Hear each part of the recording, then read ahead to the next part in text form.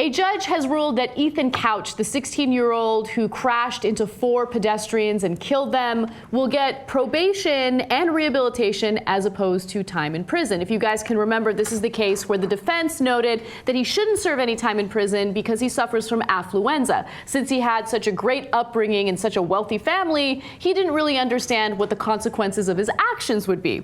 Well, now there's an interesting element and update to this story. It turns out that originally his parents had offered to pay for a private facility in California in order for him to get rehabilitated. That facility would have cost them $35,000 a month. Now, the judge disagreed with that option and instead said that Ethan Couch would have to go to a public facility in Texas. Now, that facility is a little cheaper, about $21,000 a month. The only difference in that scenario is that now taxpayers in Texas will have to foot the bill as opposed to the parents. Now, the parents will pay a small portion of it. Now, the facility decided that Fred and Tanya Couch, those are the parents, would pay based on a sliding scale. I don't know what that means, and unfortunately, they refused to elaborate on that, but Couch's parents will only be billed $1,170 per month. So that means that the Texas taxpayers are going to pay about $20,000 a month for Ethan Couch to get better, to get treatment. Now, all those people that were dead in that crash are still dead. They're not getting better. And did he get any jail time? Nope. Now, to add insult to injury, we're going to have to pay for his treatment.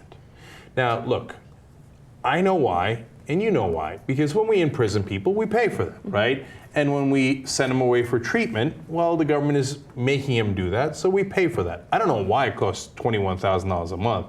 That seems unbelievably high. It sounds very excessive. That's $250,000 a year, right? So, and it's a shame that the parents offered to pay the whole thing when it was, of course, the facility of their choice, which would have been a totally soft facility where we might have had the time of his life, right?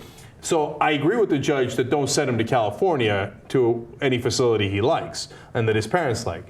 But I don't know if they could have found a way. Apparently they couldn't, where he stays in Texas and the parents pay for it anyway. Yeah, I mean, this is a case where you see injustice breeding injustice, right? He doesn't get any jail time. And of course, you know, we've talked about the double standard in our justice system. If he came from a poor family, I think the outcome would be very different. But his family is tremendously wealthy. His father is the owner of Claiborne Street Metal in Fort Worth, Texas. They rake in about $15 million a year.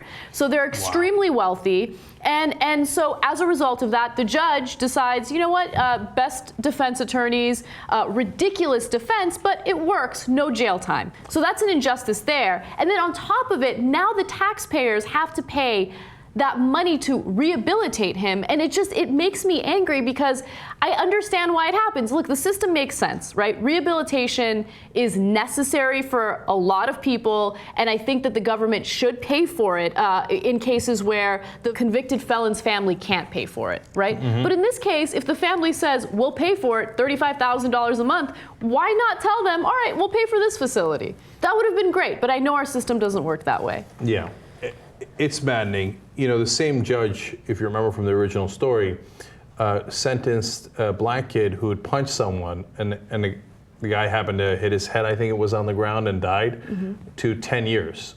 Let me give you an even more egregious example. You know, the case in California, Fresno, California, this couple pointed a laser up at a helicopter, police helicopter. The man got 14 years behind bars.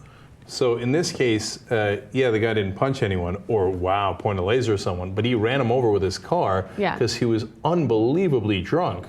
And 4 people are dead, and we're going to have to pay to make him, I guess, get better, feel better. And it's hard not to be infuriated by that.